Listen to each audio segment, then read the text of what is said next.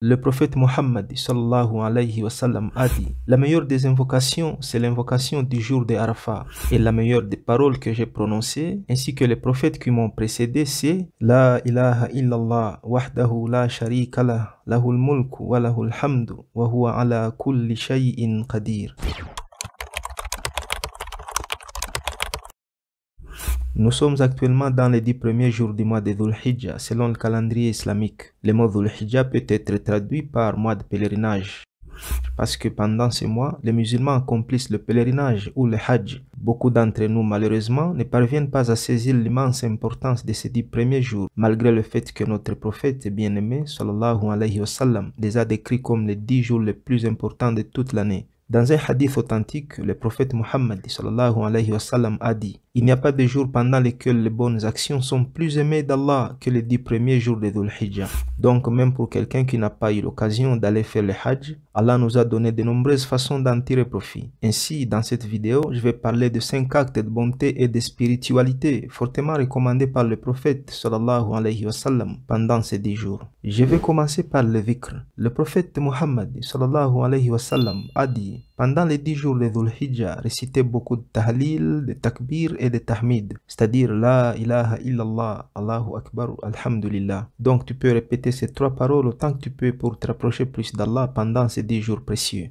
Parmi les dhikrs, il y a aussi la lecture du Coran. En fait, le Coran est notre guide qui nous amène vers Allah et nous aide à comprendre Allah et par la même occasion nous aide à nous comprendre nous-mêmes et à trouver notre but dans la vie. Dans un hadith authentique, le prophète sallallahu alayhi wa sallam a dit: lisez le Coran car il viendra le jour de la résurrection en intercesseur pour les siens. C'est-à-dire que le dernier jour, le Coran intercédera en faveur de celui qui l'a récité. Donc le musulman doit avoir l'habitude de réciter le Coran et de multiplier sa récitation surtout pendant ces 10 jours de Dhul Hijjah.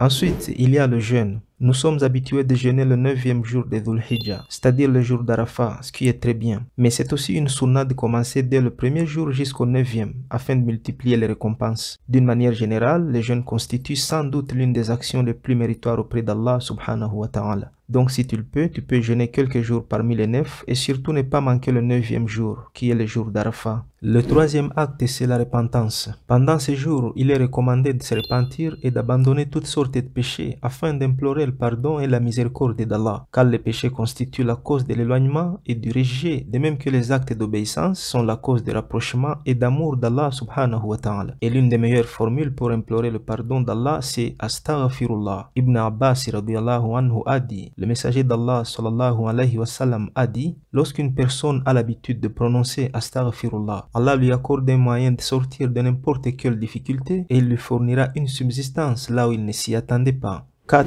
Invocation. Il nous est recommandé de multiplier les invocations à Allah pendant ces 10 jours, mais plus particulièrement le 9e jour, c'est-à-dire le jour d'Arafat. Le prophète Muhammad sallallahu alayhi wa sallam a dit: la meilleure des invocations, c'est l'invocation du jour de Arafat. Et la meilleure des paroles que j'ai prononcées, ainsi que les prophètes qui m'ont précédé, c'est La ilaha illallah wahdahu la sharika lah, lahul mulku wa lahul hamdu, wa huwa ala kulli shay'in qadir. Ce qui signifie: il n'existe pas de divinité autre qu'Allah. À lui appartient la royauté et à lui reviennent les louanges et celui qui est capable de tout. Donc, dès maintenant, tu peux faire une intention de consacrer le jour d'Arafat à l'invocation, car c'est quelque chose qui ne revient qu'une fois par an. Et seulement peu d'entre nous auront l'occasion d'être vivants pendant les Dhul Hijjah de l'année prochaine. Enfin, le 5e acte selon notre liste, c'est se préparer pour la prière de l'Aïd. Nous célébrons l'Aïd al-Hajj ou le Tabaski le 10 du mois de Dhul Hijjah. Cette année, ce sera le 28 juin 2023. Le jour de l'Aïd,